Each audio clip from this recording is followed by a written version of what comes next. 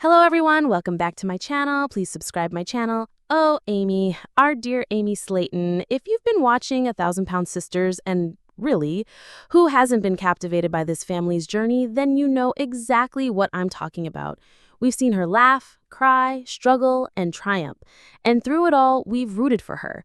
So when news started bubbling up about her new romance with Brian Scott Lovorn, my heart did that little flip-flop thing, a mix of hope and, let's be honest, a good dose of trepidation.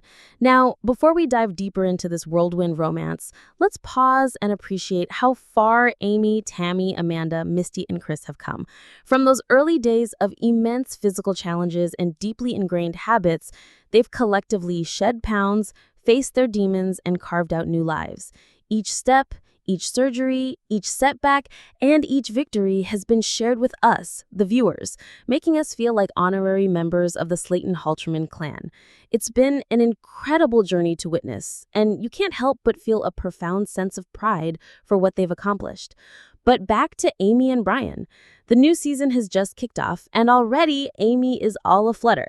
She's smitten, she's head over heels, and she's seemingly ready to dive into this new relationship with the same intensity she brings to everything else in her life.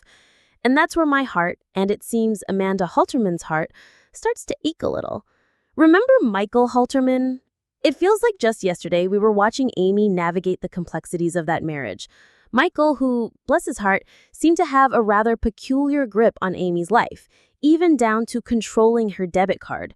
Can you imagine having to ask permission to use your own money? It was a dynamic that, frankly, felt suffocating. Amy, being Amy, eventually realized she deserved more, and she made the incredibly tough but absolutely right decision to leave. We all breathed a collective sigh of relief, hoping this was her fresh start, her chance at genuine happiness. Then came Kevin.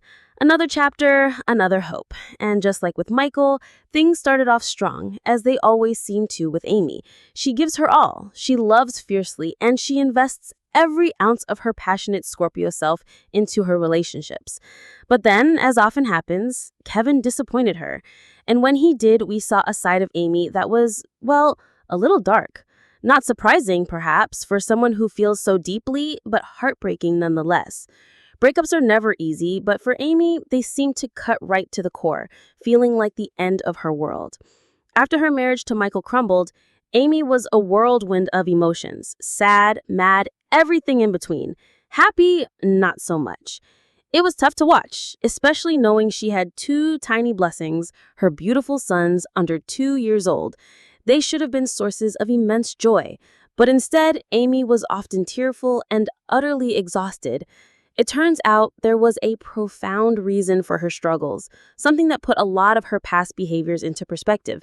She had undiagnosed mental illnesses, not just one, but a trio: bipolar disorder, acute anxiety disorder, and depression.